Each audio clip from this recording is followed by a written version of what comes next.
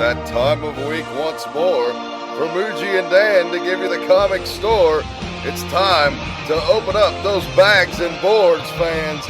Welcome to Get Your Pulls.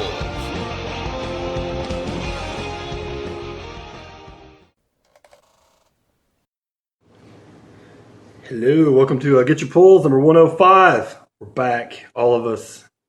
Finally, after a month where Muji didn't even appear in house, we actually had to beam him in through the miracle of technology on 104, but now he's back in the flesh right here in front of us. It's much better. I feel better having him here. There's only one. Sad. That's right. It was the podcast he founded, and he missed one. I know. You ever look at the weird credits on the show? You look at like Seinfeld or something. You're like, wait a minute, Kramer was an episode. Everybody was in all of them, but Kramer. That's me now. But Dan's the only one that's in them all. Sad. Awesome. But how was everyone's month? Great so far. Yeah. Got some good polls we can talk about. It's Muji month, so it was great. It had Ultimate, as every year, Ultimate Nerd birthday weekend. Birthday is May the 3rd, so it's always big Marvel movie comes out that weekend. Free comic book day going on there. is always that weekend. So it always works out pretty awesome. It's a great time. And speaking of, we did promise Age of Ultron review this week. It's going to be the center of our episode, I believe. That whole weekend, we got free comic book day, Age of Ultron, all kinds of stuff. Yeah. Really, early May is like the best weekend possibly to be a comic book fan. It really kicks off the summer in a great way, getting those sweet free comic books and seeing a big movie. All the sweet deals at all the comic book stores. Catch up on some back issues. Yeah, I tried not to break the bank this year. I went to 3 different places, but I tried to spend a little bit of money in each place, so I wasn't a complete freeloader, but I wanted the free stuff. I do always feel that way when I go. I feel, even though it's free comic book day, I feel like I have to buy something everywhere I go. Oh, yeah, absolutely. Because the comics aren't free. I mean, it's free comic book day, but the proprietors of these establishments, they do have to pay to get the free stuff. And, of course, it does bring in a lot of new customers, but you should probably throw a few shillings their way. I went to a billion places. I didn't realize how many places did free comic book day, but I went to a couple of comic book stores I've never been to before. We got our normal B&M, a greatly ran establishment. Big shout out to them, as usual. Shout out to Buddy. Doesn't know anything about comics, but is a great businessman. He's the man. Yes, your pulls are there. You always get the good percentage off. Oh, yeah. He's the cornerstone of our comic book environment. He's been in business for, I think, like 11 or 12 years, he said now. Yeah. So, been providing comics. He's the only one that long. But then I found some other new ones in the Chattanooga area. They had free comic festivities like at all these places. So on top of there, went to Epicos in Cleveland. Got a bunch of stuff. That's where I started my endeavor too. It was great.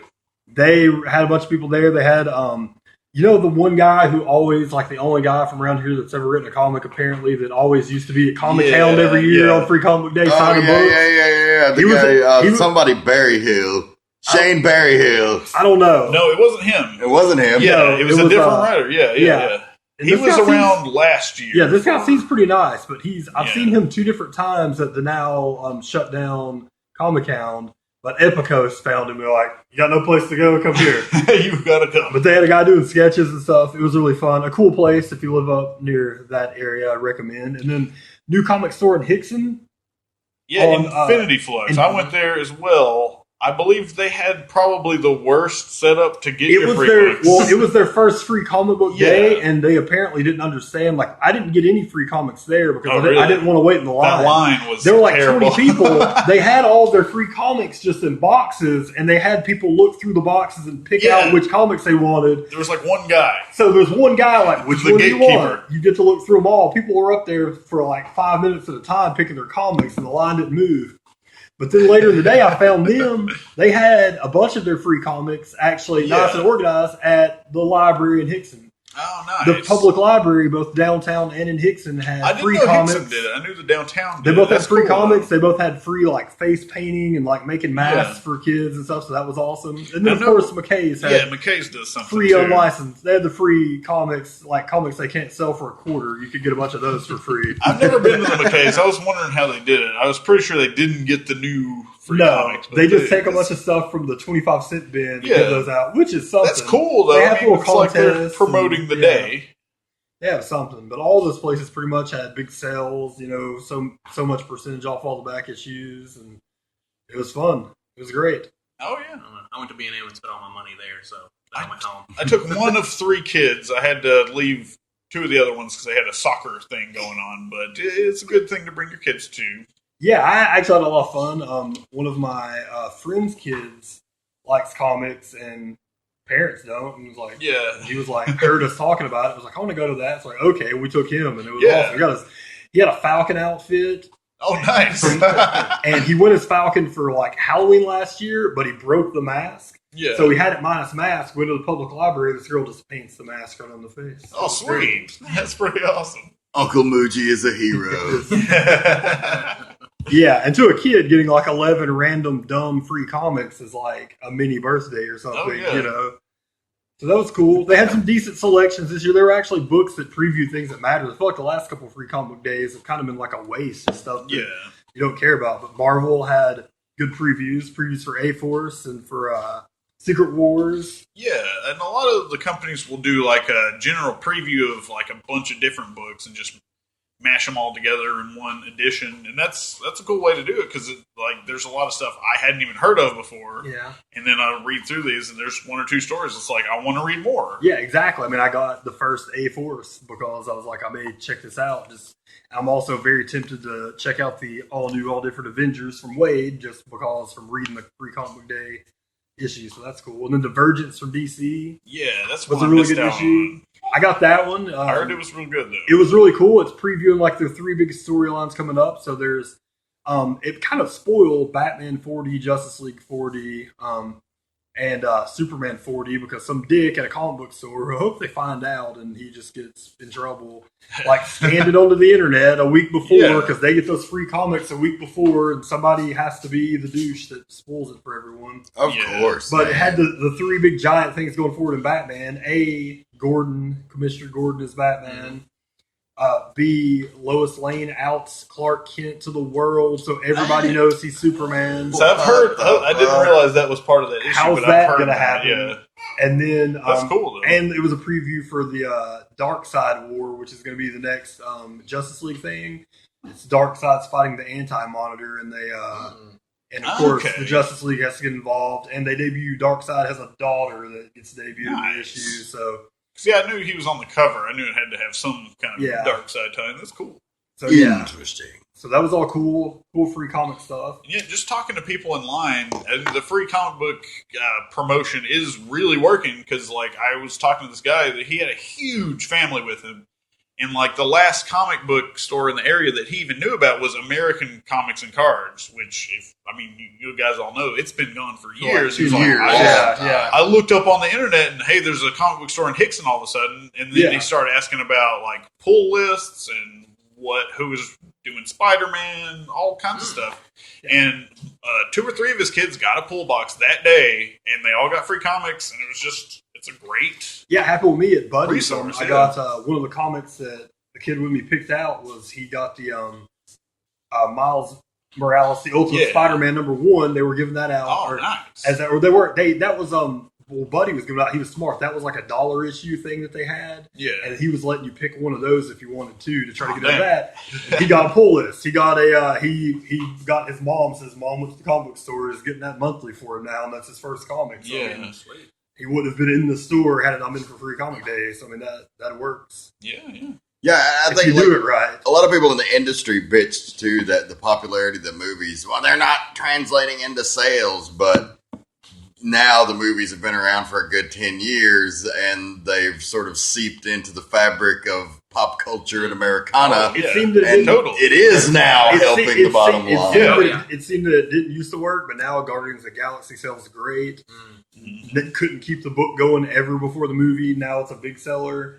They even had these Star Wars books are all selling like crazy, and obviously based on people's anticipation for the movie, because at Dark Horse, what were supposedly some really good books weren't selling at all because there wasn't any movies coming up. Now, a new movie coming out, people want to get as pumped as they can. Oh, yeah. It also works for new people, but also I think for existing people too, because like if you're already reading comics and they're like, I'm going to make an Ant-Man movie, and you're just like, I've never really read anything about Ant-Man. I'll get the book. Well, yeah, I mean, that happened to me I and picked it up. Jeremy. Yeah, he picked it up, heard me talking about Ant-Man, movies coming out. He That's why buys Dan the series. picked up Like, hey, Guardians of the Galaxy, you know? I mean, Yeah, same thing with that. And the same with Star Wars. If there wasn't a new movie coming out, I would have definitely not picked up the Star Wars book. But I was just like, new movie, got that feeling, let's read it, and that's how it's gone. So. yeah, every week it seems I'm hearing some kind of new review coming in for the Star Wars books. It's hey, if you're not reading these, you're everything messing I've up. read has been amazing, and I know we're going to talk about some of that later. But like from Star Wars main title to Vader to Leia, like they've all been just fantastic. And I want to read the Charles Soule Lando book. It sounds great. Oh yeah, he said I guess the story for that is Lando's trying to like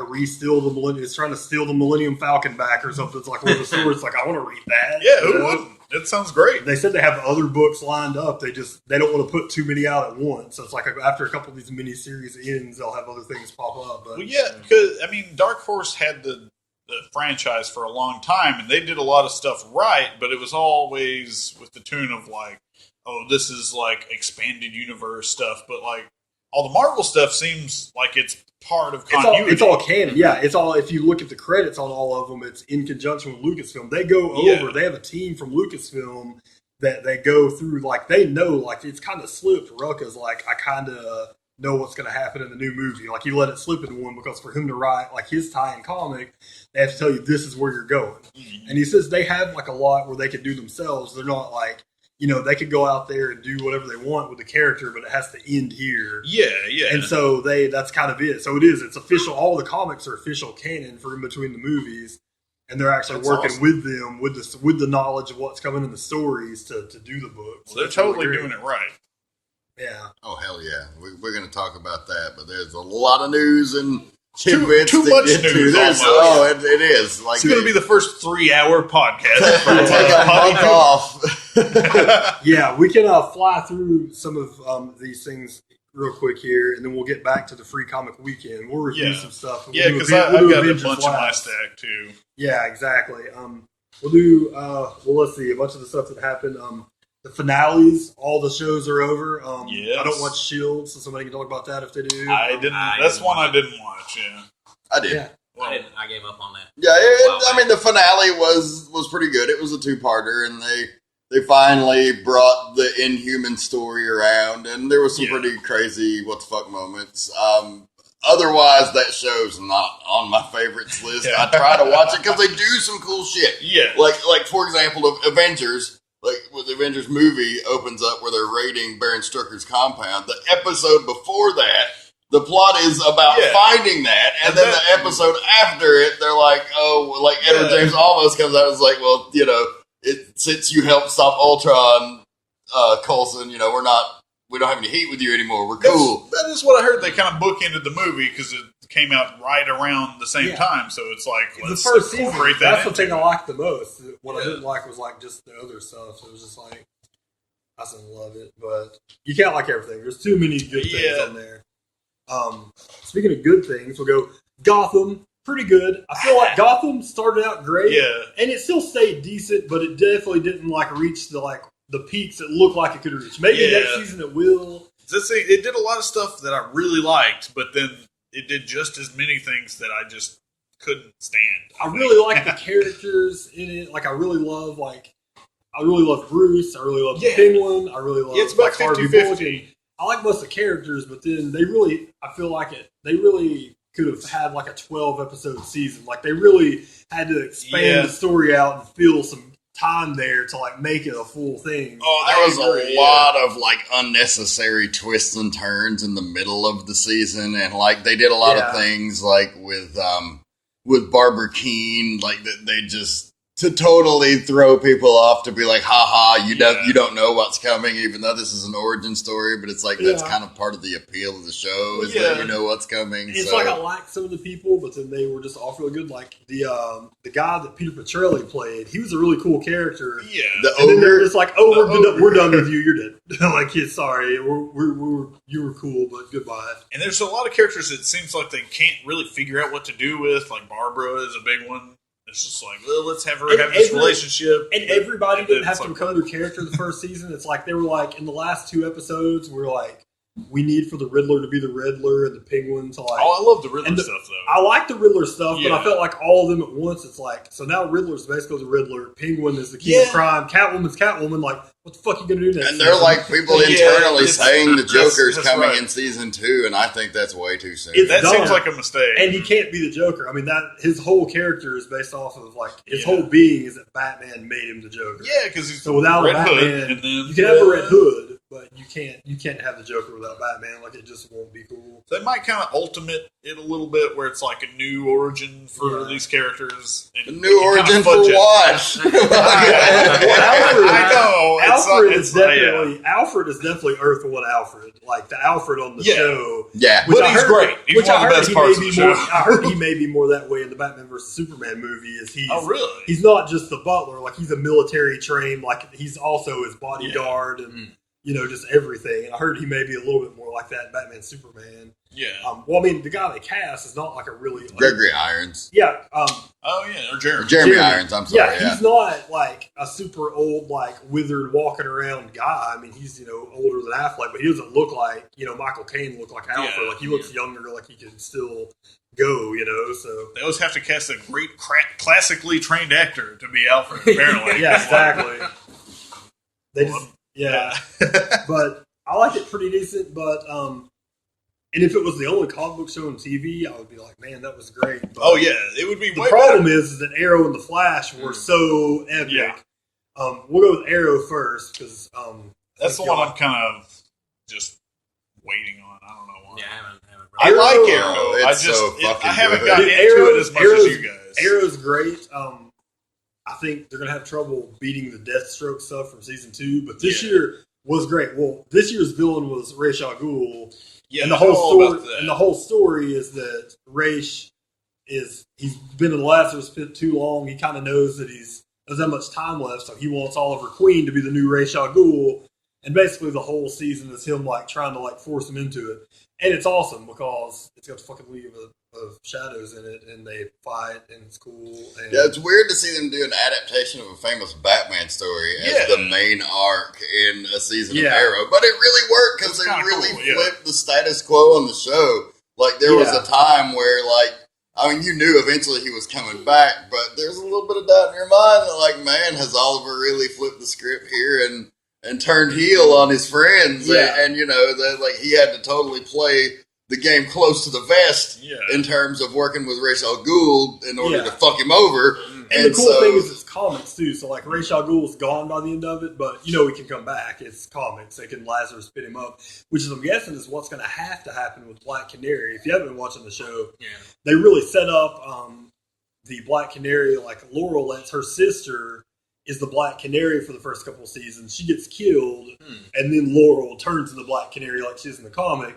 Well, then the preview for DC's newest show, by the way, terrible title. Legends of Tomorrow. It's called DC's Legends of Tomorrow. It sounds like a board game, but it's a show.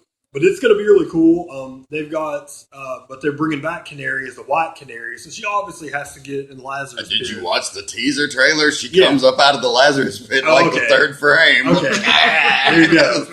Well, so I'm guessing that's going to happen because that's actually going to be like a mid-season replacement next year. It's going to start when Arrow and that's good. I was wondering, are they going to put some of these in the off season or something? Yeah. Because there's no fucking way. They said it's going to be like a 10-episode first season, and it's going to happen it's going to start in the middle of Arrow and Flash next year, so they'll probably cover Sarah coming back during that.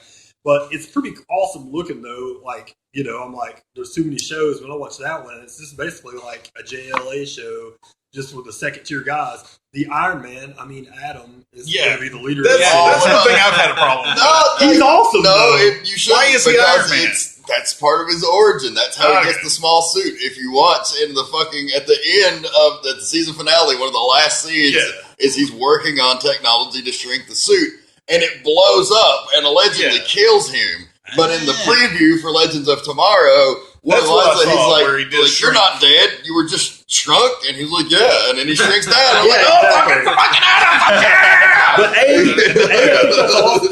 think that's awesome. And B, if somehow they make the Atom a big popular character just because he's like Iron Man, good for them because Marvel has only done that to DC 1,000 times. Yeah. So if DC Oh, can yeah. get one back, if they could successfully rip off a Marvel character, That's Hawk the Girl thing. looks cool. Oh, Hawk Girl looks awesome. Yeah, I was excited about You that. know, Captain Cold, whatever. Jeff Johns really has a boner to make Captain Cold a baby face. He does it in the comics. I'll do it on the show. Wentworth Miller has been hamming it up as Captain Cold. But Oh, I I love love it. it. Up. Oh, Yeah. God. Every time I see him, I'm just like, I love So, it. I mean, that's another show. I'm like, oh, it's another show. How will I have the time? But I want to make the time because it looks Yeah. cool. Supergirl looked good. I liked how they made it so different. Like, that's a show. Yeah, That, they're like, gonna my keep her girlfriend, my off to her girlfriend own watched for a it while, and was I like, that looks really cool. Like, I want to watch that show. It looks like it's aimed more towards girls, which is smart to give something different. You guys heard the news about Supergirl? It's right? leaked They right now. leaked, The pilot, like the I full just saw it. pilot Yeah, leaked it's on the yeah. internet as we Oh, speak. shit. Yeah. Well, I think Nobody here's gonna pirate it. You can't see my No. picture face. Surely not. Never. We are not that devious. I've heard, honestly, that CBS is being a bit of a wet blanket in terms of the Yeah. crossover stuff that Guggenheim and Berlanti really want to do. I don't think they They'll understand. ease up on that. Surely. I think if somebody just walks to the room and is like, "Hey, you know the biggest movie ever is called a crossover. So you guys, all the people that are watching Arrow and Flash, the millions, you want a piece of that?" Yeah. Like, I think it's a stupid idea because CW is apparently all for it, and it's the CBS executives that are like, "Well, I don't know how that's going to help us." Yeah. And like, But it looks cool. I mean, they've obviously changed up some of the characters. It's kind of weird having suave Jimmy Olsen. like that's it. I don't care that he's black because, like, Jimmy's character's not predicated on his race. Whatever, that's great. But does he have to be hunky? Again, like that's kind of a betrayal of everything that Jimmy Olsen is. I did It's a like little though, how silly. they don't hide behind, like, at least now. I remember the poor days of like Smallville where they had to be so winky eyed about referencing other characters, and then the whole Supergirl trailer is like, your cousins, blah blah blah blah blah. Like they basically just they just talk put it about on Superman Front the whole Street. time. It's They like, show him, Superman's just like, part of it. in Yeah, the yeah, distance from far where you away, don't see his face. Yeah, so that's awesome that now they've gotten to where, like, they don't act all crazy about that. But speaking of the crossover appeal, that was one thing that I just loved about this season of Arrow was the crossovers with the Flash universe. Yeah, They the same said- with Flash. And they said they're doing that every goes season. They back said and a lot back and forth. An interview with Berlanti, he said that the plan is for every season, every finale of every season to have like a big event. But it's been like a comic fucking book. genius because like they've done it in subtle ways to where they can take some of the shit that needs to be done in the Arrow universe and use the more fantastical, super-powered world of where the Flash is and make it work. Like you had Cisco coming over and giving Laurel the fucking voice modifier, the screech. So now she has the canary scream because it's a fucking like a technical apparatus that she wears on her neck. And I was like, I thought that was fucking brilliant and a brilliant way to cross them over. And like that was fucking great. I love it, and even the DC hating cold heart of Mark Waid loves the Flash TV show on Twitter all the time. The Flash is one of the best Oh, yeah. superhero shows ever done. Like, It really It's is. really good. I really love it in Arrow. It's hard for me to pick a favorite. They're both Flash- so good. They're so different. Clearly my favorite of the DC shows, like across the boards. Flash has the best heroics, maybe in all of comic book media. Oh, Like- the casting was great too. And It would really be nice for like Zack Snyder and the movie people to like look at that and see like part of what makes the Justice League so awesome is like how different the characters are. Yeah. Like it should be like Batman. They should be able to have comedy based off the fact of like how serious Batman is when Green Lantern and Flash are not and Superman is not. Like hopefully they don't try to Batman up everybody in that movie. Yeah. Hopefully by the end of Batman v Superman, we get more of a chummy Super Friend style relationship between the characters. Because I want to move. Because I definitely want a Justice League movie where Batman says something and the Green Lantern can make a joke about it. Oh yeah, Yeah. Why can't they be buddies? Let them be buddies. But, They'll fight a little that was bit awesome. first, sure. We just talked about Flash. Flash was a great finale as Oh, well. yeah. Oh yeah. like So an good. emotional fucking yeah. roller coaster, Oh, yeah. man. And they give you so much too because you find out that Cisco is apparently a metahuman. Yeah. It's metahuman overload almost. It's like what character isn't turning into a metahuman next season? Pretty much. Oh, Cisco's a pretty famous, well-hated DC babyface. Yeah. He later becomes Vibe. Yeah, if you he's didn't Vibe. know. Yeah, Maybe they he'll kind be of planted the seeds for He that. may be the Yeah. first cool Vibe of all time because they keep trying to bring Vibe back. he was like one of the first books they launched after New 52. It's like, now's the time. People will like it. People will buy it. Put Jeff Johns on it. Yeah. Yeah. Of course, they did turn the whole team, and then Caitlin is, what's her name? Killer Frost. Yeah, that's happening, so. No, well, and I mean, plus two, like, they did so well in that, like, they really were able to take every great moment you could have and put into that episode. Because you have, like, the whole thing with, like, Eddie, and he's kind of like, oh, well, I find out, I can't marry Iris, and then, he kind of gets all happy and upbeat. He's like, man, it's my future, whatever. And then you get to the end of the episode, and it's kind of like heart-wrenching that he's like, I'm making this decision to take him out. He himself tells him not to do it. Yeah. He's like, hey, whoa, buddy. So, don't do it. It's like that was a crazy revelation because you knew there was a relationship, but you didn't know exactly what. It's the most comic book show of the comic book shows. Like, it totally embraces everything that makes comics cool. And next season, they said multiverse. Oh, I did. Well, clearly. Have you heard? You see the helmet skid out. Yeah. It's like Earth 2.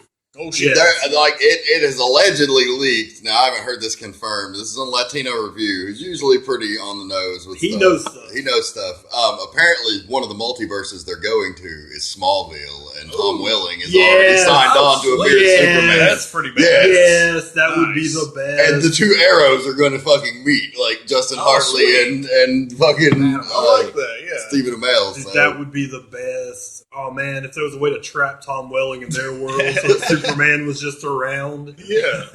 Would be great. That would be the best ever. But yeah, I mean, they're doing fucking Crisis on Infinite Earths. I mean, how great is that? Yeah. Like, but I think one thing the Flash does is it dispels all of that long-time Hollywood notion that you have to make these characters more grounded, or that you have to because, like you said, it just totally embraces all of the comic book aspects, and it works in that context so all the well. things that seem dumb to people that don't read comics, like they're doing, and making them like relatable, and making it where if you watch the show, like you still get it. Fucking Gorilla Grodd appeared on my TV and talked this year, and that was a fucking huge moment. It's really crazy to like take a step back to like a few years ago. Like I remember I couldn't even get my friends that like comics to watch Smallville. Yeah. I didn't even read comics then. I just love I love the show. And that's the thing. I wasn't even reading them that much. And now it's like, back then it was like, will we ever see Batman on a show? Now there's a fucking origin show all about Batman. Yeah. Now, I mean, everything's possible in the DC shows. Oh, yeah. Yeah, and they're definitely not afraid. I mean, come on, like in the finale, you've got Barry, who, at the behest of his future self, decides to not save his mom after the whole time. He decides not to save his mom, and instead takes the time to like that touching like goodbye moment with her. I mean, come on. It almost went into Flashpoint territory, and then they pulled back. And it's like, oh, well, nope. Yeah. It's too confusing. It's been so great. And I actually, at first, I was kind of like, I thought maybe because I just like some of the characters from the TV show, thought they should put them in the movies. But now, I actually think it's a good idea because they really do. They're like multiverses. Like the movies are those versions of the characters. These are the TVs. They've got the animated versions. Like I want to know what world they're going to go to in season 2 in the multiverse. Like, is there going to be a Flashpoint world? Do you think maybe because they did that little moment that there's possibly they could totally go that way. Thomas Wayne is Batman and fucking. That'd be a good way to shoehorn a Batman in there. I'd take it. I'd eat it right up. That would be great. That would be fucking amazing. Hell yeah. But yeah. Best time in the world to be a fan. Yeah. It is, definitely. Because it's not going to last forever. So enjoy it while it's like the best thing. Because nothing, there's no signs of it slowing down anytime soon, but everything eventually becomes out. So. Well, they'll try to wring that one last dime from it. And, kill it. Oh yeah, I don't think the Marvel movies are going anywhere for a long time, but I think that the rest of it could fall by the wayside easily. The Marvel movies have a good bit of time, but we'll see. It's a small thing, but Avengers 2 didn't do as good as Avengers, and we'll see Ant-Man. I think that's going to be a real test because it is the weirdest looking of them all. It's the one where sitting in the theaters, like everybody wasn't like cheering, like on Avengers opening night we're there, and it's like a lot of people, were kind of like, It's the hard sell. It is a hard sell. I thought it looked fucking amazing. Oh, yeah. Like Yeah. the scene in the trailers where they're fighting on the fucking model train set and like it's zoomed in. Oh, yeah. And like Yellow Jacket is like having this epic fight and then it pans out and you just see the train go and it just fall over. That was one of the best parts. That looked cool. I'll certainly go see Ant-Man. I don't have the same feeling after I saw the first Guardians trailer. I was like, oh, people are going to love this. Like, this is going to be, I see it. Like, people are going to love it. And it was gigantic. That's the thing. It's the hard sell. As predicted on the pod forever, we predicted it's like, it's just going to have a talking raccoon. Like, you can take your kid to it automatically. It's going to, and then the trailer confirmed it. Ant-Man, I seriously think, is the one that you're like, we'll see. Like, it's probably going to be successful, but it's probably going to make money, but it's not going to make Marvel money. Captain America won Thor Part 1 money, probably off of that, because of the popularity that the brand has now. Yeah, just by having Marvel in the title. But yeah, and I guess we can roll into that. Avengers 3 of the 4 have seen it. I guess we can really talk about it without spoiling. Without spoilers, Without some of the big spoilers. Maybe mild spoilers. I mean, we can't not spoil. I mean, if you've seen enough previews, you get spoiled a lot of the stuff. I mean, you exist on the internet and haven't had the entire fucking movie completely spoiled. I'm shocked. Yeah, I really liked it. It was not as good as the first one, right? Yeah, but I agree. But I would say that it probably actually had more laughs than the first one. I felt it. I felt really like the vibe of the movie was Iron Man 3-ish without the stupid twist that just takes the air out of it. It was mostly just, the movie was really predicated. It's all special effects, a bunch of crazy cool stuff. But really, it was almost like an episode of a TV show where they're just all joking with each other. Like, it's really a movie that can't exist without the way they've done the world. Like, you know all the characters, you know how they relate to each other. Like, most of the best stuff was like Iron Man with Science Bro stuff. It was Iron Man, it was Tony Stark just standing there talking to Bruce Banner. It was hilarious. Like, there was all sorts of really good stuff there. Yeah. And it was almost like a filler movie, I feel like, in the Marvel Universe, where you kind of knew what was going to happen in this one. And it was really almost like, we have to do this to get to the next point, to get to the Thanos movie. It was like a bridge movie. Yeah, I thought it was a little deeper than the first movie in terms of the storyline. Like, you did see, like, Tony go through a bit of a struggle, but because he created yet another villain that almost destroyed the world. And you know, I liked how but it was very much a setup for the other movies because, like, all the Scarlet Witch's visions, like, clearly things that might happen, like bad futures. Totally will happen, apparently. But I really loved it. I don't know, to say that I liked it less than the first one, I don't know. Maybe about on the same level. The first one was fucking amazing too, and it gave you that great feeling. I just thought the story was a little bit better in this one. I thought maybe, like, just the whole overall movie of Avengers 1 was better, but, like, the highs in Avengers 2 were better. Right. Maybe the lows were worse, but I thought the highs some were. of the stuff, but I felt like there was more dumb stuff in Avengers 2. Like, why the fuck all of a sudden Thor is like, midway through the movie, like, Thor's like, gotta go to an ancient Asgardian sea pond and look at the future. This is fucking dumb. It did seem a little bit like they were trying to go ahead and push Thor and Hulk off to the side, and then so they could do the next movie. Well, so they could do Civil War, because they're like the only two that aren't in Civil War. I understand they had to give them something to do during Civil War, because basically everybody else in that movie's in it except for Thor. Well, also, and they're introducing new characters. If you have Hulk and Thor in Civil War and they're on anybody's side, like, who the fuck is going to beat them? So you got it from a writing mechanics perspective. You got to get them out of the picture. It's like, what do you got now? Black Panther, Spider-Man? Still, I got Thor and Hulk. And that was like the little way that they had to, like, all of a sudden they had to, like, try to give you some sort of backstory on the Infinity Gems, because everybody knew those were important things, but they haven't really talked about them being that. They didn't overdo it. All of a sudden Thor's like, it's an Infinity Gem. But him going to the sea and pond was dumb. And then I read about it later in the theater. I was like, this is weird. Then I read later that Joss Whedon, part of the reason he's done with the Avengers movies, he said this was hell to make. Yeah, part of my favorite stuff in the movie, to a lot of other part of the stuff that I really liked in the movie was the stuff where Hawkeye, like, lives out on a farm and just has, like, a regular life. Oh, that was great. They wanted to cut it all out, they made him film the scene in the pond, which he was like, doesn't make sense in the movie. Really, you're just it's kind of going, and then oops, Thor's gone. He's looking in a pond, but he's like, I'll do it if it means I get to keep the stuff at the farmhouse. That's crazy because like Hawkeye was one of the strongest parts of that movie. I think. Well, exactly. I heard Whedon hated writing Thor.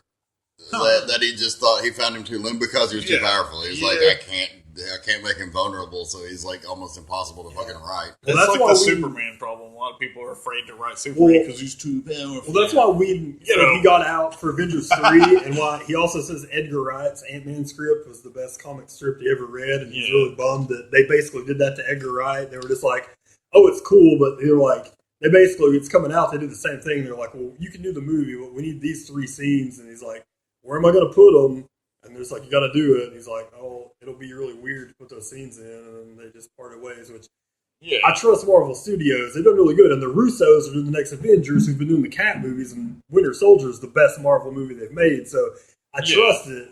But yeah, there were little things in the movie. Like Whedon said he wasn't as happy because of some of the things he had to do, like as a full movie. That's understandable from a creative standpoint. I mean, I know he wants to do his own thing, but it's like still. I mean, you created this whole universe. You might as well use the toys you got. Universe, I feel like you could watch the Avengers and you don't have to watch every other movie to get it.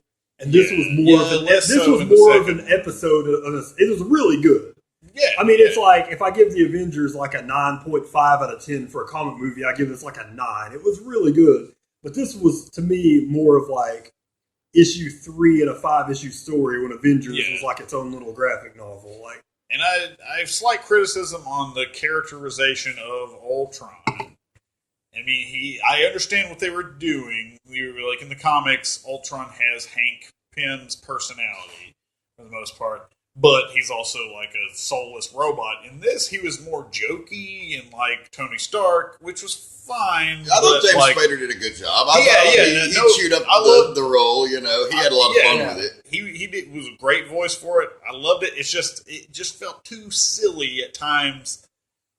But I mean, it's minor. I think I've just finally learned to accept that, like I said, and there were actually things. I mean. Spoiler, someone may be dead. We won't say who, because Jeremy hasn't seen the movie. But there were times in this movie. One of my big complaints about Avengers, as much as I loved it, was there weren't stakes where you're just like, everybody's going to live, everything's going to be fine. And I always talk about how the big blockbuster movies like this of our youth, bad things could happen to people. Like when you're watching Star Wars, you're like, people could die, and they did. Yeah. And when you're watching Indiana Jones, you're like, oh, some of this stuff is kind of like dark that's happening. Like, I actually hate the bad guy because of like what he's doing. This one had it a little bit. There were some things that happened, just like Winter Soldier had it. There were things that happened in it where you're just like, this actually, like, this movie may actually have some consequences. So I was glad they were able to get back to that a little. Because that's my biggest complaint, like in Thor, like Thor 2, I was like, his mom's dead. I'm just like, I mean, I don't care. Like, she had 3 lines in the movie. Storyline, and anybody I care about is going to be fine because they're in Avengers. And maybe some of that stuff is off in the distance. Like, we might see a death of a major Avenger later if somebody wants to leave the franchise. It looks like it's happening, possibly. It could happen with a couple of them. I mean, unless they get Downey offers, because he said he was done. He came back for 2 more, which we'll see. Hemsworth and Evans have the Avengers, the next Avengers. That's it. They've got their Cap. They got Thor 3, Cap 3, and they're both in the 2-part Avengers, and their contracts are done, and they're both saying they're done. I kind of have to wonder if they might flip the script at the end of Civil War and kill Tony instead of Cap. Maybe, but no, because he's in the next Avengers. He's also, his last movie is he signed a 3-picture deal with them, which is that was this Avengers. He didn't want to do another Iron Man, and that's the way they did it, was this Avengers Civil War, which is basically Avengers 2.5. To be real. It has more Avengers in it than this Avengers did. It's going to have Ant-Man in it. It's going to have Scarlet Witch in it. Spider-Man's going to be in it. It's just another Avengers movie, but I mean, I really liked it. It was funny. I really liked Scarlet Witch. Thought they had made a really awesome Scarlet Witch, even though she's a fucking Inhuman, but whatever. Inhumans can suck it. Muji, 2015.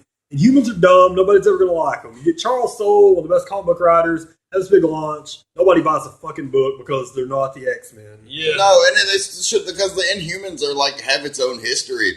A history from the Fantastic it's Four more that they also closely don't tied to own. the FF. Yeah, so they can't Yeah. even use the actual Inhuman characters that people want to see, which is why it sucked so bad on Agents of S.H.I.E.L.D. that they've tried to introduce this Inhuman storyline. Yeah. I'm like, all right, waiting on Black Bolt. Where's Lockjaw? Where's It's Medusa? like Sky. None of the fucking cool characters showed up. Sky seems like Crystal, which is kind of close to the main. She's not. She's Or- fucking Daisy Johnson, the Quake from fucking Secret Warriors. That's just stupid, though. She yeah. has Crystal's fucking powers. It's, It just The last thing on it Avengers- pisses me off. We can't have anything good without, She should be without Crystal. a certain segment of the population just finding a reason to be mad. People were mad about the way Black Widow was portrayed in Avengers.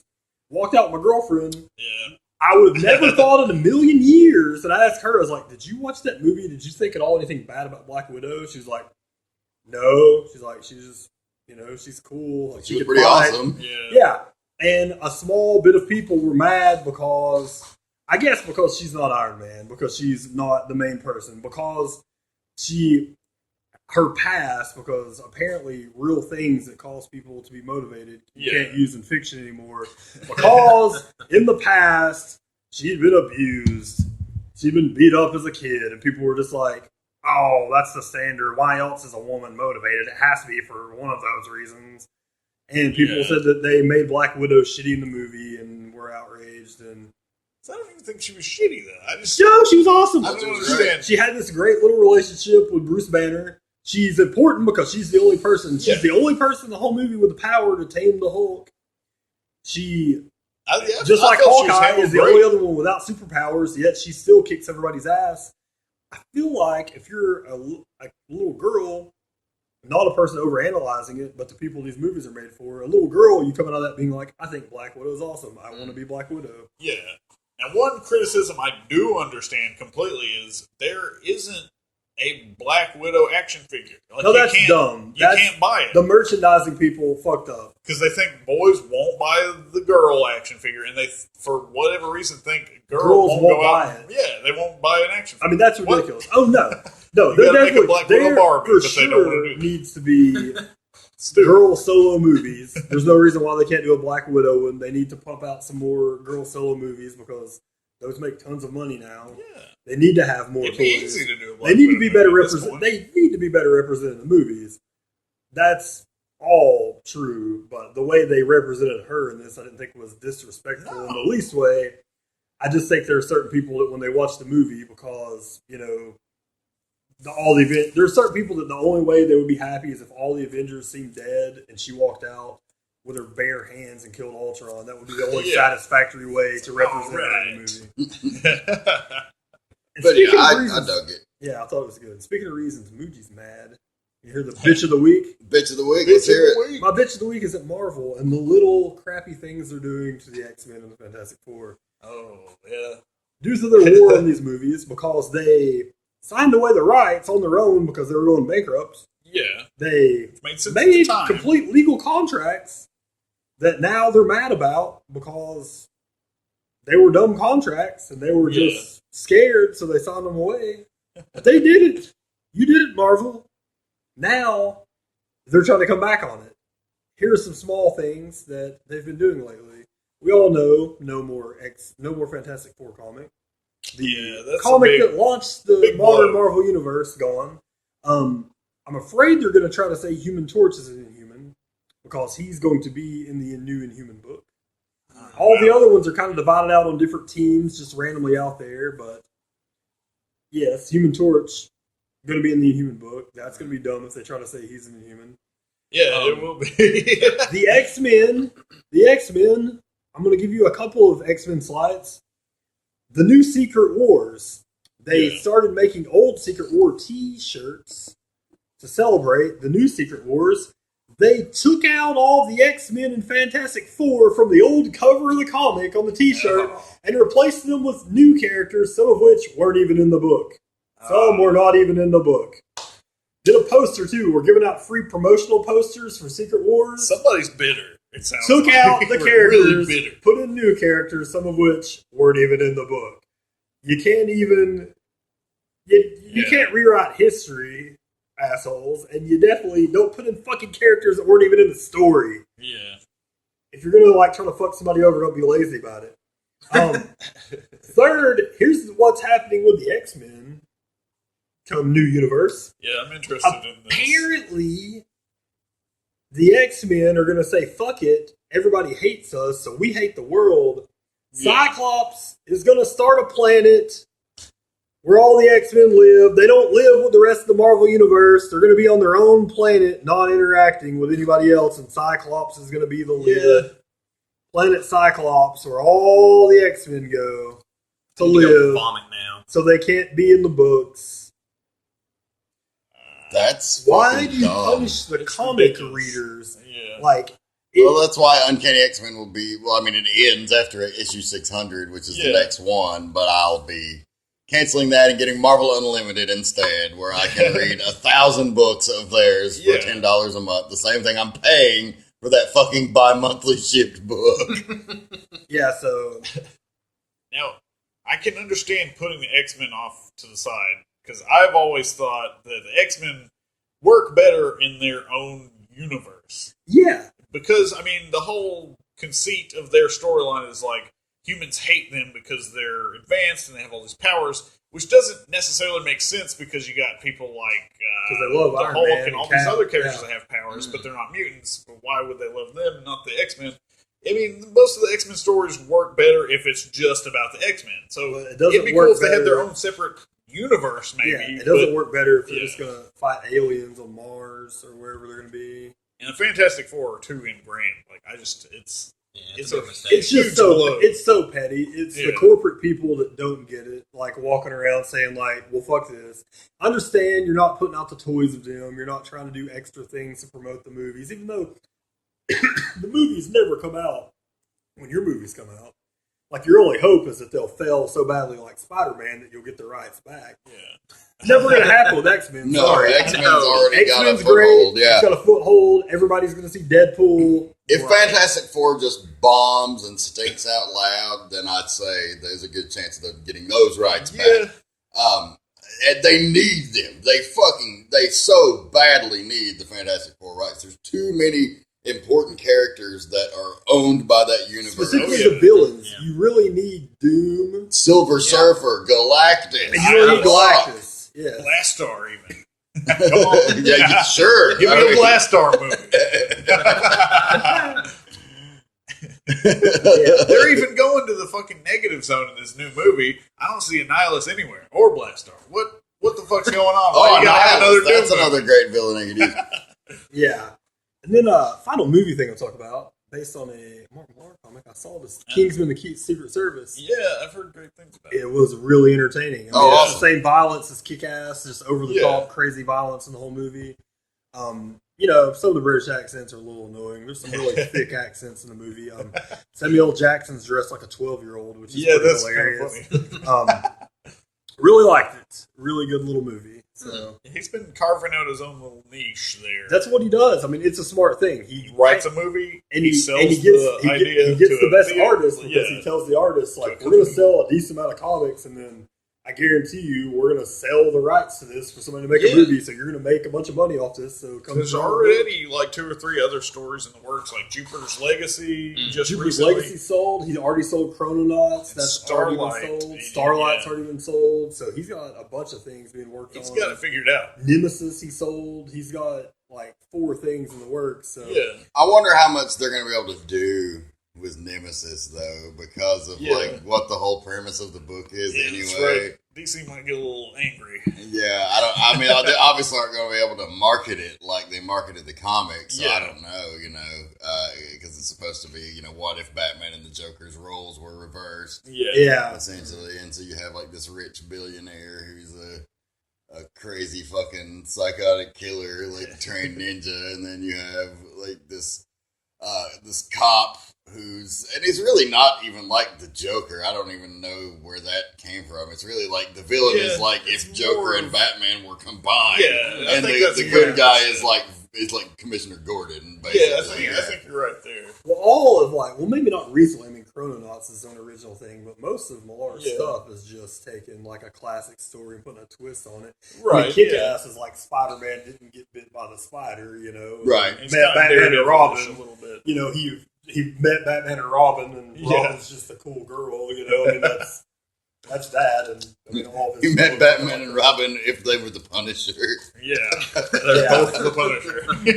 Exactly, but that's cool. I think we're finally going to talk about comics. All right, sweet. I think so. Yeah, so let's talk about some pools. We're going forever, so I'm just narrowing mine down to a few to talk about because I had about 30. Hit the highlights here, people. We both got some big stacks. Yeah, hit the highlights. I'm really loving Zdarsky writing. I've always, of course, Sex Criminal has been awesome, and Fractions always said Zdarsky had a lot to do with the story.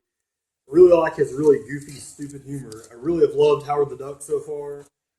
Issues 2 and 3 have come out since last time we potted. Really enjoyed it. Really funny. Hangs out with the Guardians of the Galaxy in issues 2, and then She-Hulk's in issue 3 a lot. I've liked it a lot. Kaptara is ridiculous. It's his Image series. He described it as a gay saga, and it's that. It's about a guy. Yeah, it's about a homosexual man who gets transported to a different universe, and there's all sorts of really crazy things in it. There's one of the best things in it is there's it's like a comic, it's like a bubble. Like there's this big, just round oval thing that floats around, and the way that it talks is it just has it's just like a word balloon. Oh, well. And so that's in there. So there's all sorts of just dumb things in it that are really entertaining to me. I read the first A-Force, thought it was pretty cool. We'll see how long I keep it. It's co-written by Marguerite Bennett, a.k.a. if you take a writing class from Scott Snyder, you're allowed to write comics. Even though she's pretty good. And G. Willow Wilson that writes Miss Marvel that, of course, the critics love so much. Oh, yeah. We got a couple. We'll go to the DC last. Star Wars number 5 was badass. It always is. This week, just the slight non-spoilery review of it is, you know how in the movies, like Boba Fett just looks cool, but he's just a real pussy. Yeah. Like blind Han Solo just beats him, and he just keeps showing up places, never gets to do anything, and then his old shitty dad in the prequels gets his head cut off the first time he gets any action. So he's really the Fetts have just been real pusses for the most part in all these movies. But in here, the story is Luke goes back home looking for the remnants of he's going to Obi-Wan's house. He wants to see what's up with Obi-Wan because now that episode 1's over, he's like, what the fuck? There's got to be more to Obi-Wan than this. And Boba Fett is in town looking for Luke, trying to get some answers, and he finally does some badass shit. He tortures somebody, he goes in and whips everybody's ass in a bar. He interrogates the whole bar, pretty much. Yes, exactly. All at the same time. Yeah, and the issue ends with Luke getting shot at and turning around, and he's stuck in Obi-Wan's old house, face-to-face with Boba Fett. So, spoiler, he's going to get away and save the galaxy. Boba Fett's going to die. But it was really good. Spoiler alert. It continues the awesomeness of Star Wars. Boba Fett's going to be a Starlight Pit. Maybe he'll get out. Who knows? It looks like he's getting out because I think he's in The Force Awakens, but... Well, did you see... we can talk about that. Force Awakens, awesome new second trailer. Pause. We talked about it on the last week episode. You just weren't here. Oh, did you? Yeah. Right, yeah, did you see? Did you see all the casting news? Did you see who the awesome silver stormtrooper is? Fucking Brianna Tarth. Yes, Brianna Tarth. It was awesome. I'm super excited about that. Very excited. Justice League number 40, prologue to the Dark Side War. Oh, nice. Once again, Justice League is a DC book that is basically like an event in itself, like every issue. They've just kind of done that. Jeff Johns has, and it's great. Jeff Johns, and of course, this one's got a bunch of different people doing the art, but it'll be back to good old Jason Fabok, who's awesome. Is still going to be the artist going forward on the book. So that rules. With this one, we get this character with the stupid name of Metron. Metron's a long-time DC character. Yeah, he's been around for years. It's a long-time dumb name. But he shows up, and he's all... He's all sad because he can see the future and the past and a bunch of bullshit. Yeah, he's one of the like crisis guys. When Metron and the fucking anti-monitor start showing up, worlds are about to start colliding into one another. Yeah, So. and you get to see basically a dark side origin story. You get to see crazy, just regular skinned version with his crazy beard. Yeah, and you get to see what happens to him. It's like a human dark side almost. Basically, yeah. You get to see all this fighting, all these cool things.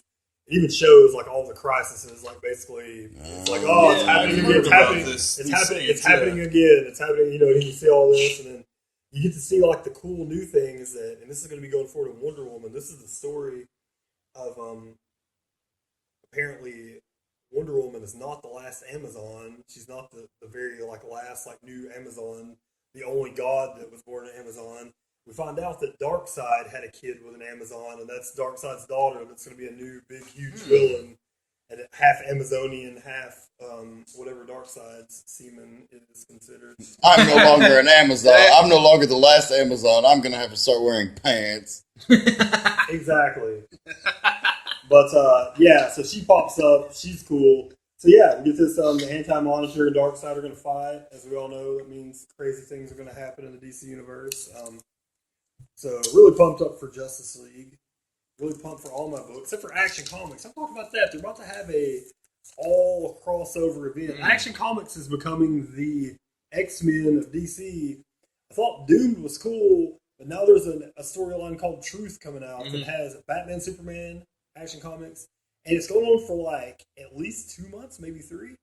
I'm really seriously thinking dropping Action Comics, which is one of my staple. I've had it since the beginning of the New 52, but I can't deal with getting parts 1 and 4 of an 8-part story. I can't go out. I don't want to buy fucking 2 issues of Batman, Superman. To figure out what's that's happening. pretty dumb. Yeah.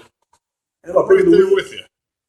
My pick of the week is Batman. I mean, It's it's a huge, awesome. huge issue. No, yeah. It's awesome. For no other reason, the fact that Batman is stabbing a dragon Joker on the cover. Yes. Is it the in-game finale? It is the in-game Yeah, finale, my okay. friend. It's the setup, the spoiler-filled setup. The free comic day issue spoils kind of like some of it, but it's really awesome. It's Capullo seriously just gets better and better. Like on all these issues, they keep looking cooler. Basically, this one, the Joker has so fucked over Batman that all the villains are helping Batman to try to stop him.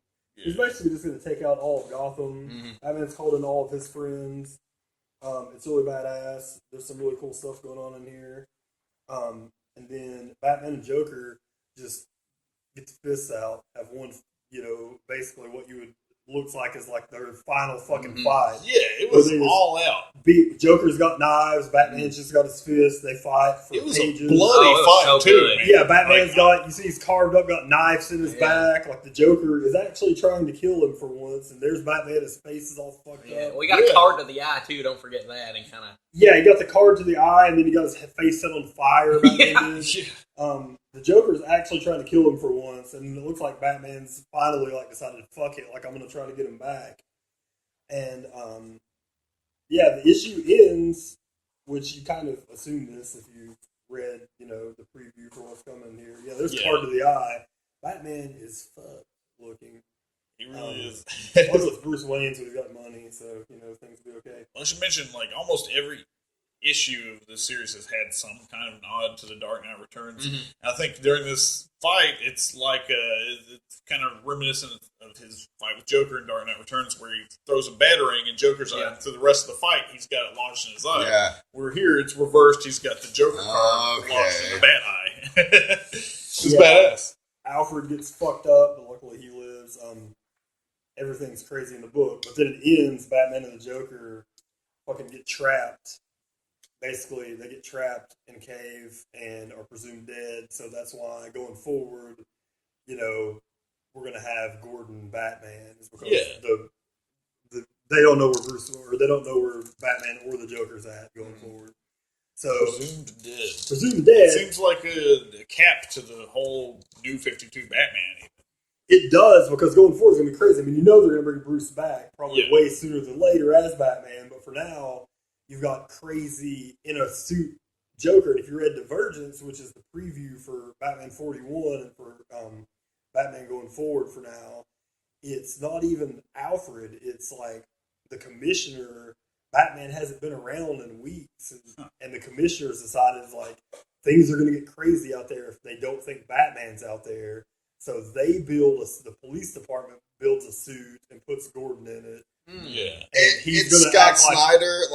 If it was anybody else, I'd be like, "What the fuck?" But it's Snyder and Capullo. They know what they're doing. Yeah, and I'm gonna sit back and enjoy the ride. They can do no wrong at that point. And you're going to get a robot version of Batman. He's just in a robot type suit, like a big metal suit, being Batman, which makes sense because Gordon walking around in a suit, he's not going to look like Batman. He's old and like a foot shorter. Yeah, a foot shorter. But then, I think it's really good. It's something to do in the meantime, something fresh.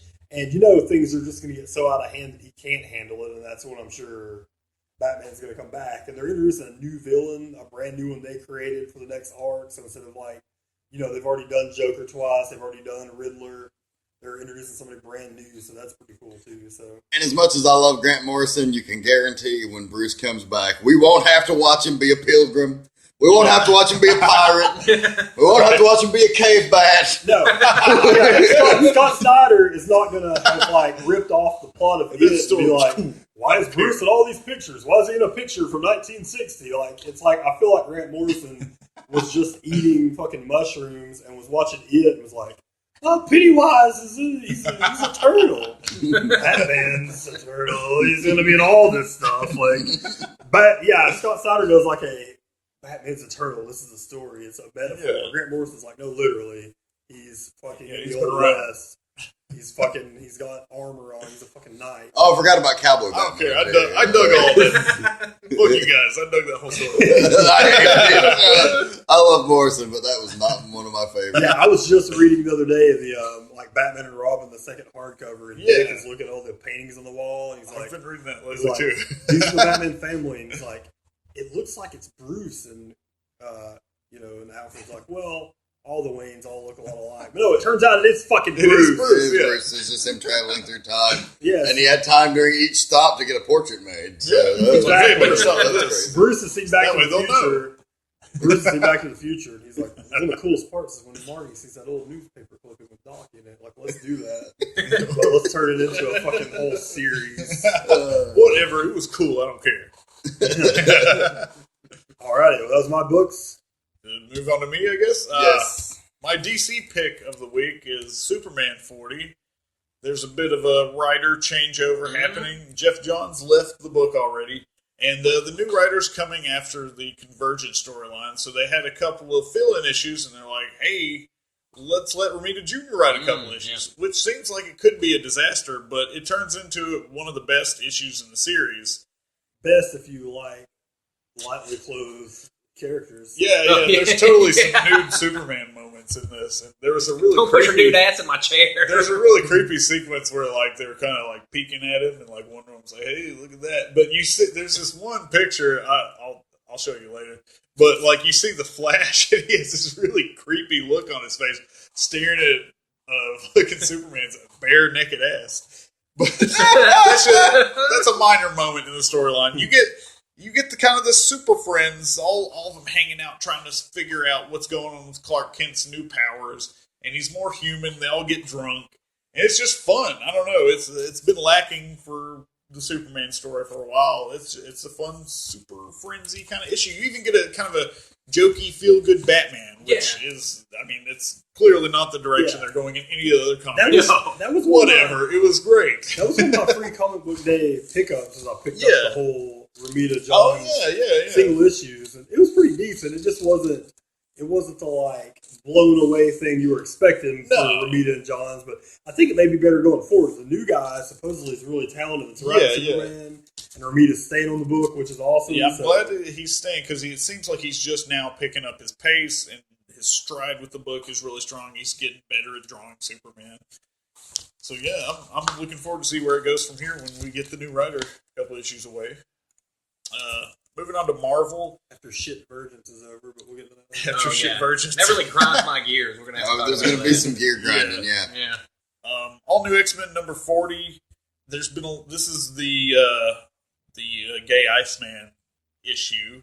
Oh yeah, I forgot Iceman's gay now. Iceman's gay now, and there's been a lot of bad, all-new X-Men issues leading up to this, and what on the surface seems like a really boring issue, it's just the X-Men standing around talking to each other, but that's where Bendis really strives. That was when it was good at first. That's what he's been good at. It's a seemingly boring issue, but this has been probably the best all-new X-Men issue of the year, and most of it's just Jean Grey hacking into Iceman's mind without his, his clearance for that, but them talking it out and her realizing that he is gay and that he wants to keep it to himself for now. But it's a great example of Bendis being really good dialogue. Gotta recommend it. I don't know how the series is going to go. Into Secret Wars might not come out the other side. We, as Muji said, X-Men Universe is kind of getting shit on here. Yeah.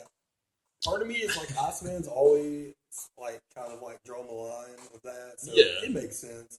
But then part of me also is that somebody's like, nobody remembers North Star. Like, can we have like somebody that people care about? Like, if we're gonna have somebody be gay, can it be someone that people aren't just like, who's an X-Man? Yeah. What?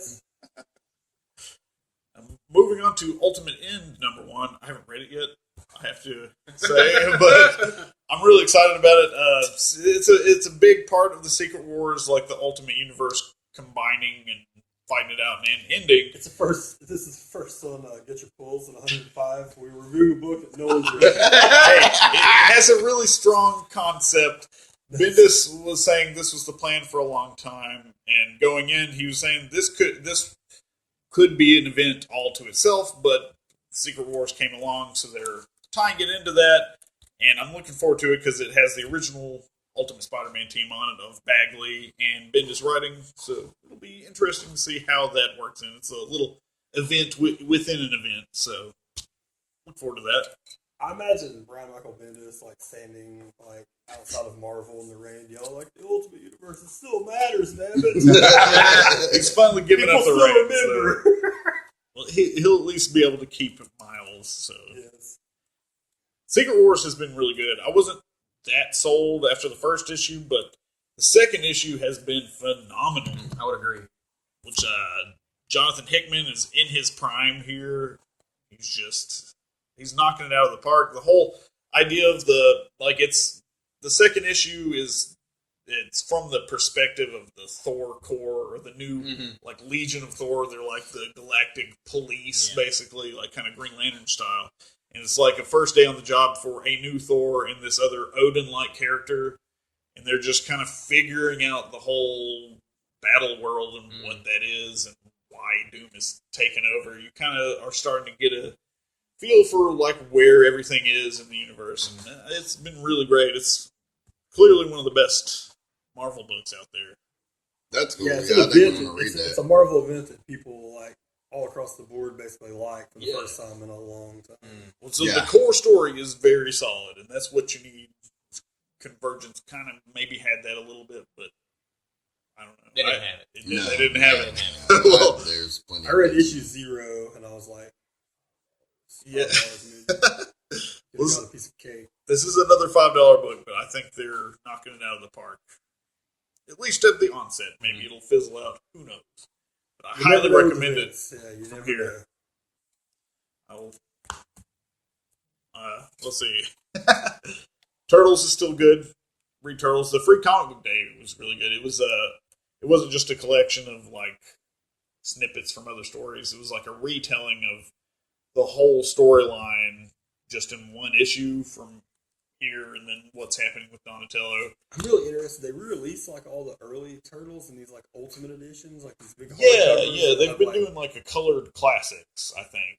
They're doing both. They're coloring them, and they're also doing like just like their original way. Like, I thought about reading this. Yeah, now's a good time to catch up on old Turtle issues because they're out there.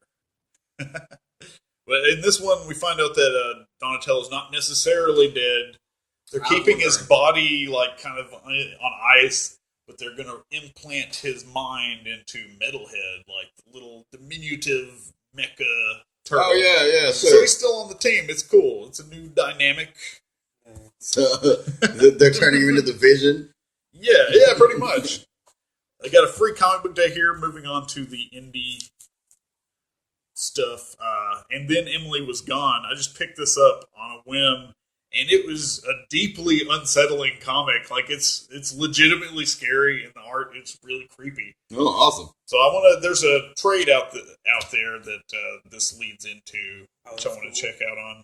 My free comic book pick of the week is once again 2 years in a row. 2 years in a row. Hip Hop Family Tree is fucking bad as fuck. Well, in August they're doing a third volume, which is leading into I think it's still early '80s at this point. But this one, it's 3-in-1. They take snippets from the first, second, and third trade paperback, and they also include a little snippet from he covered his Eddie Pisker, the guy that is the whole writer and artist from it. Yeah. He's a huge Rob Liefeld fan. Yeah, and that's what he got him into comics. He does this one little storyline that's about his Lee jeans. Remember when Rob Liefeld did the Spike Lee directed Lee Jeans commercial, and it's all done in Rob Liefeld style, and it's just fucking hilarious. He looks like his own creation. He has tiny feet. He's got the little sparkly cable eye. It's great.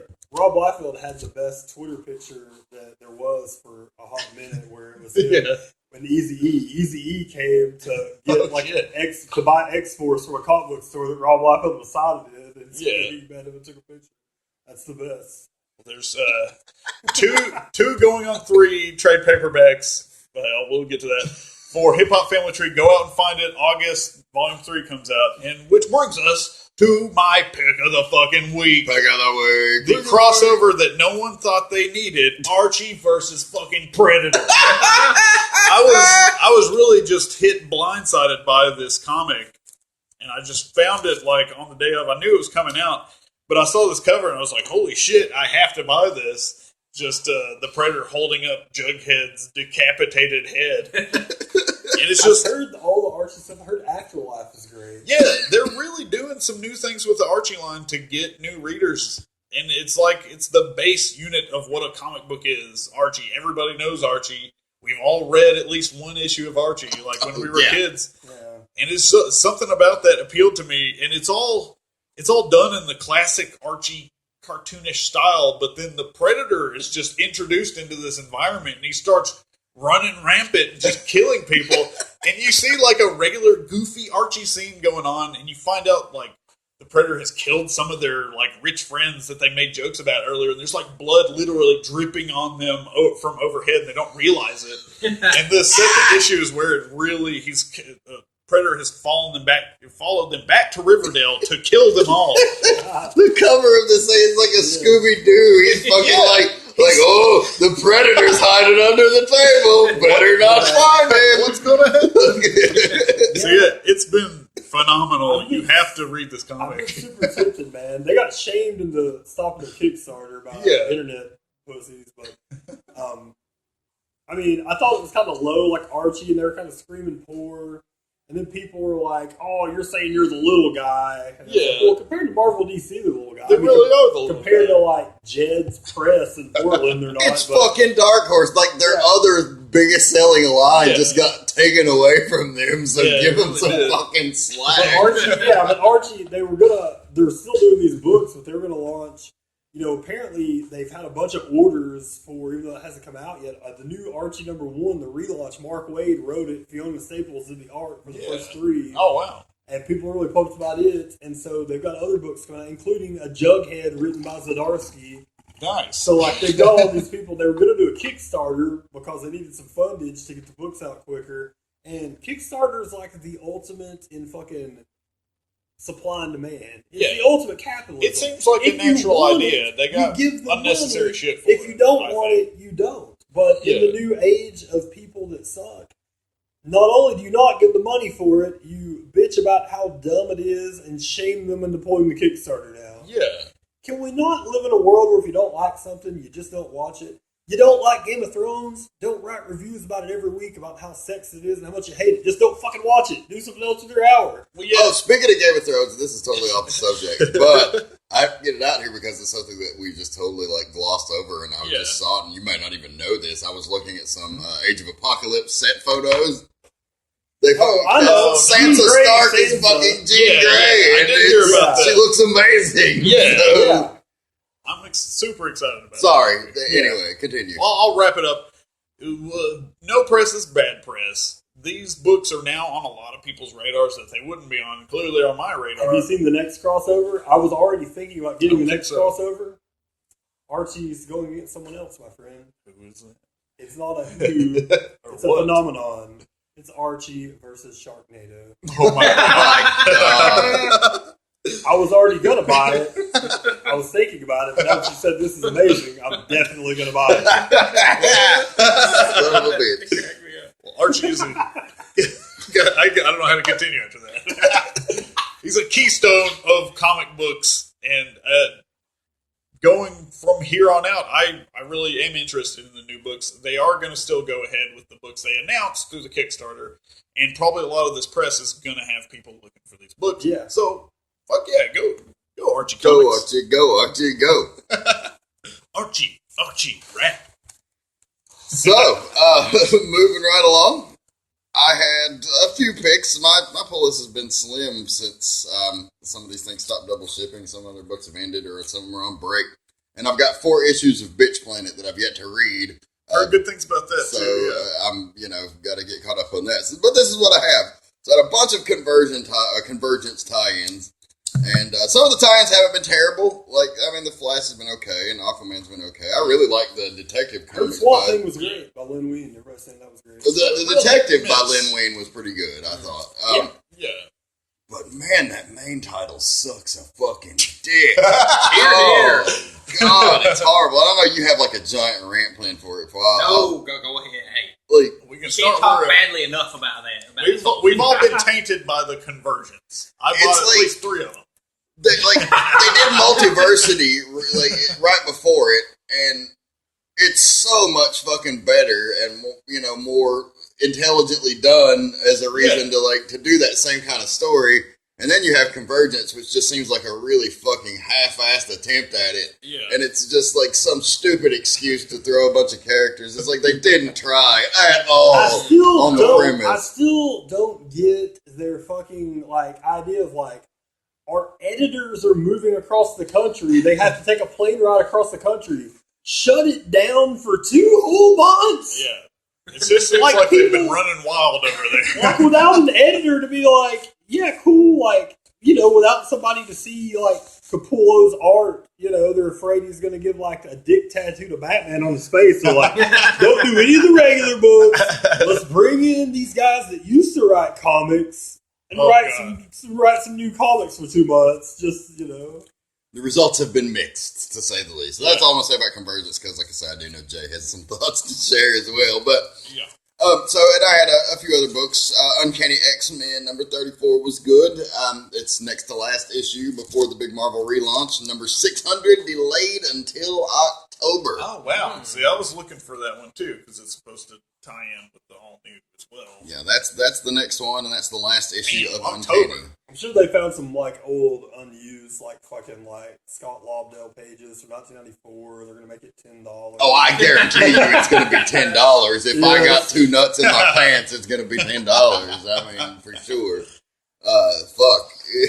So, good story, and I like what they're doing, and it looks like they're getting ready to wrap up to send the X-Men into fucking space or whatever. But, I've recently invested in Marvel Unlimited. I got the free trial, and for what I spend on this book monthly, I think I'm just going to cancel it after 600 because they'll probably relaunch it with a number 1 that I'm not going to be interested in. Guaranteed. And I'm just going to spend the $10 a month on Marvel Unlimited, and they're only 4 months behind, and you get everything. I just Great assume choice. that Charles Soule and Cullen Bunn are just going to write every single one of these relaunch books. But probably. The honorable mention, Sons of Anarchy number 21. This book doesn't get near enough love. This is the first. It's crazy. It was a 5-issue mini, and there's 21 in. I know, and this is the first arc that they've really done something that's it's totally separate story, really long form arc. This has been 6 issues worth of Nice. Bobby Munson's nephew comes in as like an apprentice. He just gets out of jail, and Bobby's in jail, so he's like puts in a word for him. And of course, the kid is a little fucker, and he fucks up a deal with the Mayans and gets somebody killed, and fucks up the son's money. So he decides he's going to go into business for himself and go wreck the fucking son's club and blame it on the Mayans. And it's not going well for him. So this story's not over, but it's not looking well for the young apprentice. Let's just say that. But bloody and violent and foul and...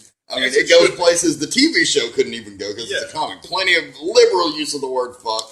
Liberal references to... more open references about Lila and her porn career than there ever were in the show. Nice. It's fun to say fuck. Yeah, it's pretty fucking sweet and a must-have if you were a fan of the show, in my opinion. My Marvel pick of the week was Darth Vader #5 because, god damn it, the Star Wars universe, as Muji has said, and we've said for weeks here, they're really kicking ass here. The issue continues the story of Darth Vader and his new apprentice, Dr. Aphra, and the evil C-3PO, whose name is 000, and the evil R2. And we kind of find he's been thinking that the Emperor is fucking throwing him shade, so he's going back around behind the Emperor's back to find out what the fuck's going on. Well, he thinks he is. And at the end of the issue, he finds out the Emperor's been fucking following him. So that don't turn out well. But we'll find out exactly how badly it turned out in the next issue. Yeah, he's probably. I can't wait for the story where he's like, "I've fallen in love again," and the Emperor's like, "Well, if you don't make your son become my apprentice, then she's going to spontaneously combust." It's like, I believe you. No. Spontaneous combustion happens to millions of people each year. It just goes unreported. I get mad. I think I snorted a little bit on that one. That was good. That brought me out of my anger. My just pure nerd rage every time I think about how fucking the universe of Star Wars is brought down based on the fact that the fucking Emperor pulled a goddamn Roadrunner and Coyote level like swerve on fucking Anakin. Anakin's like, I believe you. I'll kill all the kids. You can save her. I believe it. I mean, why would you look so honorable and trustworthy? Like, how? Yeah, especially now that your face is all fucking melted. Like he's a fucking good guy. My friend. Yeah. He just has emotional issues. There's nothing wrong with it. But if you're a fan of Vader, you need to be picking up Darth Vader. It's Star Wars Celebration weekends, courtesy of Disney this week. So the celebration continues past May 4th. You know, I just thought of something. Maybe we've all misjudged the prequels. It's just a real fucking like. It's really showing you like how a little white lie can fuck you. Because he decides he's gonna kill. He decides in a split second. Anakin hasn't had enough time to make up his mind if he wants the Emperor dead. So he makes a mistake. He cuts Samuel L. Jackson in half. But then he's just like, I guess I gotta go along with this. I guess I'm gonna go kill these kids and stuff, even though I really don't wanna. It's like I would have did one bad thing. I guess if I don't do the whole shebang, then I'm gonna look like an asshole. Yeah. Fuck that. Let's talk about things that are cool. Well, what's really cool is my overall pick of the week, which is Walking Dead number 141. Comic continues to amaze, continues to astound, continues to keep me on the edge of my seat. In the last issue, we found out that Negan got out of his cell, and we expected all hell to be broken loose by the time Rick returned back to the original community. And it is not. He goes to find Negan just sitting there with the door wide open. And so Negan's like playing a little mind fuck with him. Yeah. Saying like, look, you can trust me. I didn't go anywhere. But like, he's doing something dirty because that motherfucker. There's some great dialogue from Negan in this issue. Like, there's got to be a fuck counter in here somewhere, ranging in the triple digits. But that was great. And then also, it builds the big narrative around, Rick's not going to kill him, even though Andrea and everybody else in the community is like, you need to just fucking kill this guy. He's like, that was a close call, and you got lucky. Just fucking off him. And he's like, no, I'm better than that now. We don't kill people. Blah, blah, blah. And then, of course, like at the end of the issue, it pans to the Hilltop community, which Maggie runs, and Gregory, the former leader of that community in the last few issues, had just tried to kill Maggie by poisoning her. because her fucking kids were little fuckers that tried to rape Sophia, and Carl beat the fucking shit out of them with a shovel. And the fucking Maggie's like, fuck those kids, and their parents get with Gregory, and they're like, oh, that bitch has to die, so they're gonna poison her and shit. Yeah. Well, it fails because the fucking Jesus comes in and makes the save at the fucking last minute. And, well, what happens is, after Rick's, goes with this big long soliloquy about how the last page is just a pan over to the hilltop, and Gregory's fucking hanging from a tree, and Maggie's like, it's done. And then it fucking ends. And I'm like, oh shit, well, there we go. So, I like how Carl was like, please let me live at the hilltop. Please let me live up there. And then he's like, man, these people are crazy. They put fucking zombie flesh on their faces so they can blend in. He's like, oh, but I got some pussy, so I'm going with them. Carl's still chasing that pussy. We did not get an update on where he is in the pussy chase. But he's just out there with the fucking the whisperers. Exactly. He's like, man, there's like 10,000 like leather faces. Like it seems sketchy. But like, I'm going with them. All right, Jay, wrap it up for us, baby. Wrap it up. I'm short here as the unpaid intern. I go last, and all the good books get taken. So we'll go down the list really quick here. On my list, of course, we have Batman 40. We got Star Wars number 5, Superman 40. So the things that stepping on all kinds of toes you got. People didn't talk about here. I guess I'll make this. Well, let me do my honorable mentions first. Okay. All right. I'm going to put a shout out for Ant-Man number 5. Great series. They finally conclude their little arc with that. He manages to rescue his daughter, who has to have an emergency heart transplant. So in his brilliantness, he shrinks down, enters her bloodstream, and fights her immune system. Nice. So, we get that. Honorable mention, Thor number 8. We finally figure out who the hell Lady Thor is. Yeah. After, 8 issues of like, what the hell is this bitch doing? Spoiler alert, it's Jane Foster. It's Jane Foster. We know now. Yeah. She's dying because now she's Lady Thor. So, Spawn 252. It was a good book, but it was more of a plot kind of book. Al's still looking for information concerning the death of Wanda. During the whole transition, with him coming back, she was actually burned to death, and it turns out she was a child as well. So now he comes back and he's pissed as shit. Bad day. So he comes back, he's pissed as shit, so he's trying to figure out what happened. And we also learn that a little bit about his costume, that apparently it is made, at least partially, from all of the souls that he, did wrong as when he was alive. All the people that he pretty much either sent to death or killed that were innocent. And there's this huge long list about how horrible of a person he is. So that was a plus if we didn't already guess that already. Right. So we'll get to my pick of the week. And I don't feel bad that everybody else got the big name books, because this one I thought it was really good. It's Witches number 6. We get the conclusion of the current story arc here. That was great. I thought it was really good. They finally, Charlie finally rescues Sailor, which he's been working on. We do get a plot twist at the end. We find out that Lucy, who's in a wheelchair, well, guess what? She's not actually paralyzed. She's been in on the whole thing. And her family apparently has a history with the witches. So that was a cool ending. I'm excited to see where they go from there. Pulled the Ron Wright from Smoky Mountain Wrestling, huh? Pretty much. But yeah, I think it had enough to be a pick of the week. So I'll end it with that. It was good. Pledge is a good. I could see a horror movie with you hear the little fucking witches in the background. Oh yeah. Well, they have that weird little shit noise that they make or whatever. Yeah. Which is like creepy as shit. Would be a scary as fuck horror movie. It's so good. Yeah. But I had to finally give it some better props here and make it the pick of the week. So if you have not checked out that series, pick up 1 through 6. It's been really good. Anything else, guys? Do we need to line up anymore to take a bigger shit on Convergence? Oh, right. Yeah, no. Convergence is... I'll try to be diplomatic and say I'm a little disappointed in the fact that I kind of banked all of my money on this whole thing and thought, man, this is going to be great. I'm going to pick up all these titles. It's going to be super cool. Everybody has that first time as a comic fan where you're like, I'm going to get the whole thing, and rarely are you happy about it. maybe some of the people, if they got in on Blackest Night, maybe they were like, "Oh, great time to do it." The event years have kind of come and gone because, like, okay, if I'd have got in on Civil War, I'd have, like, even Siege or Dark Reign, like, I loved all of that shit, and I tracked down every one of the tie-ins and read, like, digitally.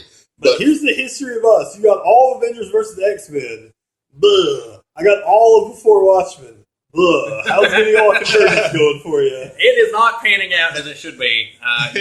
We have, of course, the main Convergence title. You know, I guess technically Zero would start it with the free comic book day one. I think, right? I think that's how that worked out.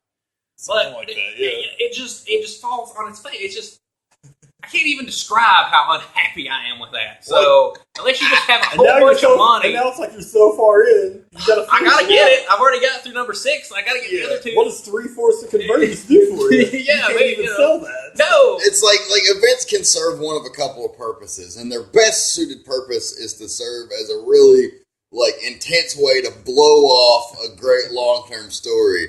When you use an event to launch a story, as we found out in many cases, all it is a fucking setup for the next shit that they're doing. So they really just fucking, just ram you, just fucking tongue punch you right in the fart box with no fucking lube at all, and just fuck you. Yeah. pretty much. Yeah, I that's how I couldn't feel agree about it. more. I mean, Lord, how many of the different Convergence titles? You know, you get 2 of them. And you think, okay, well, there's 2 of them, so they're going to do something really great to fit a lot in. Yeah. And they do fit a lot in, but it's not good. It's bullshit. So, You got. I get done reading it, and I'm like, it's like I'm glad I read this in the bathroom. It's like, in theory, they announced, we're going to bring back all of these great eras of DC Right. that you like. So Not all everybody's of them are great. interested about that. There's some interesting choices of, like, the time periods they brought back too. Like, not things people would consider classic. No.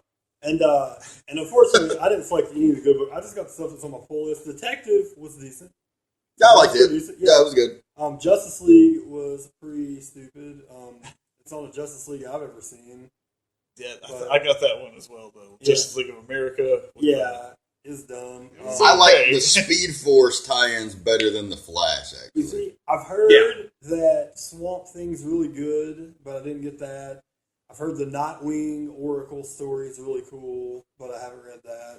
All the ones that people like, I didn't get. Some of them are just like when you go over to your friend's house with some of your cool toys, but you realize he has a bunch of really shitty toys, and you got to make a storyline work. Like Shadow the Bat, you have like Azrael, which is cool, and then the shitty can't really do anything because his back hurts. Batman fighting wet works for some goddamn reason. Like, it was just horrible.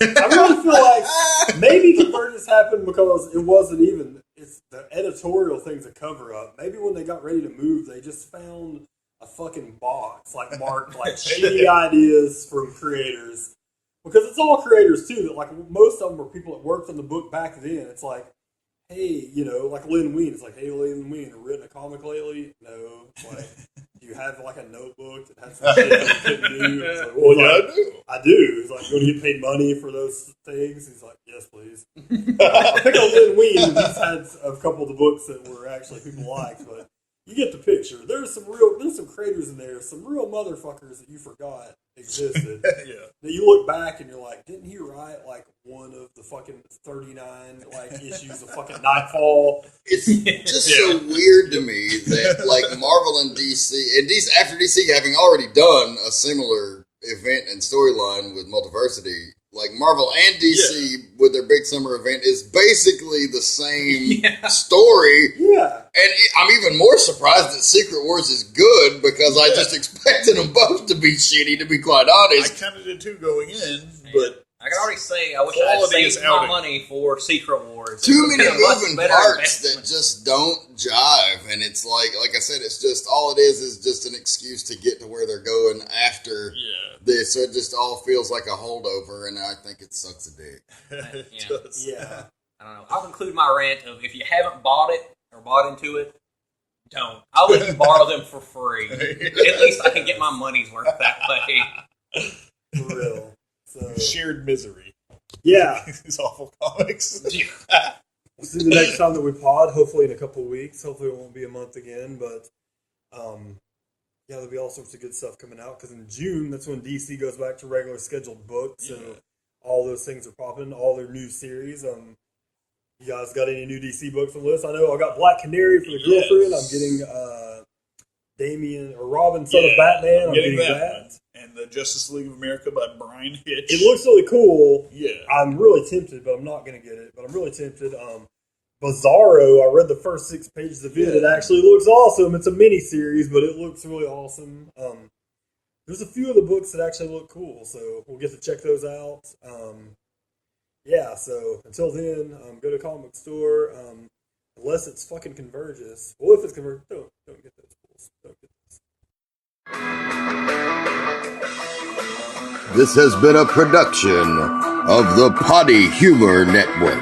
Find us online at youtube.com/Potty Humor or subscribe to us weekly and never miss an episode by searching Potty Humor on iTunes or Stitcher. Thank you for listening and good night.